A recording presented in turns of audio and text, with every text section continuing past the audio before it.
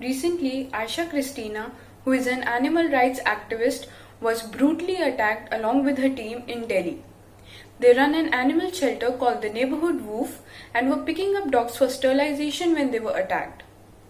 Aisha made a video describing what all happened with them, and that video was widely shared. In case you did not come across that video, here is a small clip from that video, and then we'll be talking to Aisha directly. Hi, this is Aisha again. We keep talking to you about the kind of stuff that happens to me. I'm standing outside the duty officer at Azadpur station. We have just been beaten up while we were catching dogs. Somebody came and spoke to our staff badly as usual. We are supposed to shut up and take this nonsense all the time. So when we decide to stand up and for our voice to be heard, this is what is done to us. This is Vipin state, okay? This is Abhishek state. This is routine. This is now routine in our country. Okay? This is what we have become used to dealing with. It's nothing new. This is what happens all the time. You're talking about this attack you faced a few days back on you and your team. Can you tell us what exactly happened that day? So we had gone catching with a local caregiver from the area. We are actually, I believe that this is not me alone. Everything that I achieve, the numbers that I've achieved as a team. My team is going to be coming out, my team and I are going to be coming out with an account along with this caregiver. She, during lockdown, as I told you, we had been encouraging community feeders. She brought 37 dogs from Ranipur. We went back and checked. 37 dogs were brought by her in her own vehicle for sterilization and vaccination. She called us to catch the remaining dogs that she feeds, but they don't come up. She can't catch them with her own hands. The chances are that these dogs have been brutalized by humans before, which is probably why they're scared of humans and even the people who feed them. So we went to capture them for sterilization and understand that we were doing these people and the residents who ended up beating us up, we were doing them a favor. This monsoon, think about it, if 37, let's say at least 30 were female. We have prevented 180 puppies from being born around that area with just 2 months of work. So we had gone in to pick up these remaining dogs. This was the last dog we were going to capture. The dog had been cornered in a lane. I walked along with my team. I had a dog catching net in my hand. The gentleman stopped me and asked me what I was doing. I explained to him that what I have explained to you. We're here with a caregiver and we're going in for sterilization. He had a pet dog that was walking next to him. That I said we don't pick up pet dogs, we pick up street dogs. And I walked. He muttered at that point, even if you wanted to, you couldn't. I ignored it. So I moved on ahead and I reached the spot and we had cornered the dog. I asked Vipin to run back. Vipin is a member of my team and the manager at our center. I asked him to run back and bring the dog catching back. This man, the person who spoke to me, his father, he called him very rudely. And Vipin has been told that he does not have to respond to somebody if they speak to him rudely. He will not fight back, but because it's not safe, as we all saw shortly after. So he said, "Aap madam se baat kariye," and came back to me. He had disappeared. Both these men had disappeared. So we asked around, and we said, "What was his problem? Why did he let the car? We can show him documentation and so on." This man came out into his balcony, and he started arguing with us. We asked him why he was rude, and he does not have any right to speak to our staff like that. And he should come down. We can provide him our documentation. And we said then that we can call the police and they will explain to you that we have every right to be here. He didn't listen, and it of course became a war of words. And he started by saying, "Mard, किसी मर्द को लेके आ, which really annoyed my team also. Of course, then the comments got more and more sexually derogatory in nature. It became very inflammatory. And as we were moving away, we called 100 quite a few times, but the call kept getting disconnected. We sat in the car. That's when we managed to talk to the police. The local caregiver also came and sat in the car because she had by then seen Deepak and Abhishek roughed up by these people. I went in to protect them, thinking they would be less aggressive with me. They were aggressive with me as well. They tried to tear my clothes. They yanked and pulled us around. They hit us. What was happening? Did nobody come forward to help you guys? The girl who was with us was appealing to them to stop. She definitely was. She was trying to reason with them, hoping that because she's from the area, they would help. But these two people kept saying that we were there to steal children. They stopped our car, they surrounded our car, they parked a car in front of our car, and then they started banging the doors and windows, screaming at the top of their voices, and saying, "Okay, we will not let them go. इसकी माँ को तो आज इसकी लाश भी नहीं पहचान पाएगी." A lot of abusive language, banging the windows. The caregiver tells us that they started picking up objects, stones. I wasn't looking left and right. My focus was in front of me because I wanted to try and get my stuff out of there to safety. They just completely smashed our windows. The front screen was completely smashed. And then I just zipped towards the north. And the first station that you come across is the Adarsh Nagar station, which is at the Azadpur junction. What absolutely infuriating for me is when I reached there, I've just brought my team to safety. Rani Bagh police did not reach Rani Bagh, but victims assaulted by a mob have reached other about 4 jurisdictions or 5 jurisdictions away. We reached them. If they haven't been able to reach us in time, we've reached them.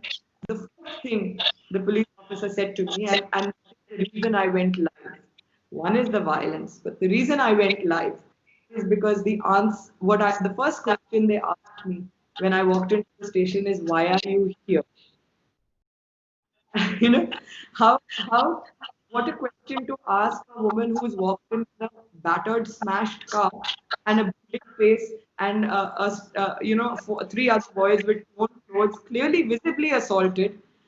Instead of asking us, sit down, water, what happened, find out if there was a complaint from 100, getting into action, nothing. That's why I turned my camera to the police, who were just sitting there. You see that in the video, don't you? They're just sitting there so casually. That this is not the first time you faced such an attack. So, in previous instances, also, have you faced the same reaction from police? On 27th March 2015, I got beaten up by a mob of almost 70 people in the society ring mine. Again, I was picking up dogs for sterilization the very first time. The veterinary director had spoken to the RW. This is on record because the director actually came ahead and put that statement out there at that time. The veterinary director of the time. The police. I was beaten up in the presence of the police. There is an investigating officer. An SI that I have named in my complaint. I won't take his name here, but I have named him in my complaint because he stood there and he actually told the mob, "दो तीन और धर दे, घर वाले अपने आप घर में बंद करके रख लेंगे." I can show you my FIR. I have a copy of it and I can show it to you. What has happened about that case? It happened in 2015. It's 2020. What has happened about that case? Absolutely nothing. Why? Because I mentioned that this happened in front of police officers. It's the same story. Why do you think the police doesn't take such cases forward? Is it the general laxity of the police, or they feel that animal activists or rights of animals don't matter? That is why they don't take such cases forward. All three. One, animal rights matter less somehow to people. So therefore, people who identify with animal rights, who are animal rights activists, somehow matter less. But I think more importantly, it is the inherent social inequalities and discrimination that is a part of our society that the police also actually follow.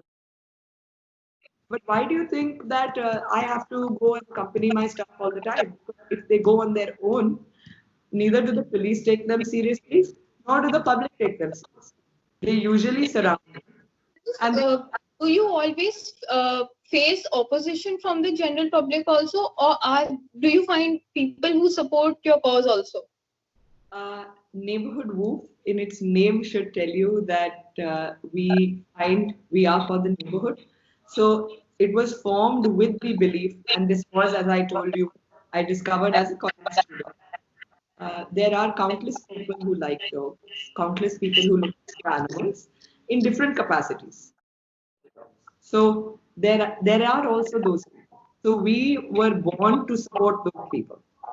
I think a majority of people are indifferent towards animals, but it's these few haters that end up changing the discourse. And I think the fact that the police and the authorities don't take a stand and don't acknowledge the law mentions the rights of people and caregivers. But because the authorities have not included them and acknowledged them in the exercise, they go. Do you feel that the laws are there, but they need to be implemented more strongly? Definitely. On every front. Environmental regulations and traffic rules. These are two examples that cause violations of which cause large scale animal death, erosion of forest, and people driving badly on the street. That's one. Also, much more stricter punishment where cruelty is concerned. I also think that there needs to be a lot of regulation in animal welfare. Apart from all this, you face so much backlash also along with the support. So what is it that keeps you going despite facing such attacks? The dogs, definitely, because they are so unconditional. Even after catching them like that, when they reach the center and when they see that we're looking after them, we're providing for them, we give them love and care. When we drop them back, they recognize their area, they come back and say thank you. They express themselves through their eyes, their bodies, and their tails. But they come back and they say thank you. And it's also the overwhelming love and support that we've received from people. If you look at our Facebook handles and our Instagram handles, I'm trying to respond to every single person. Slowly, it may take me 6 months to do, never mind. But I'm responsible to that because I think that's what's necessary. When you step out of your comfort zone and you say, okay, let me figure out how I can bring accountability to the system. I have to fight this battle. I have to stay there and I have to stand there and I have to say, no, we will not accept being spoken to like this. And I have to hope that all of everybody's support will then push the authorities to also stand by that keeps us going.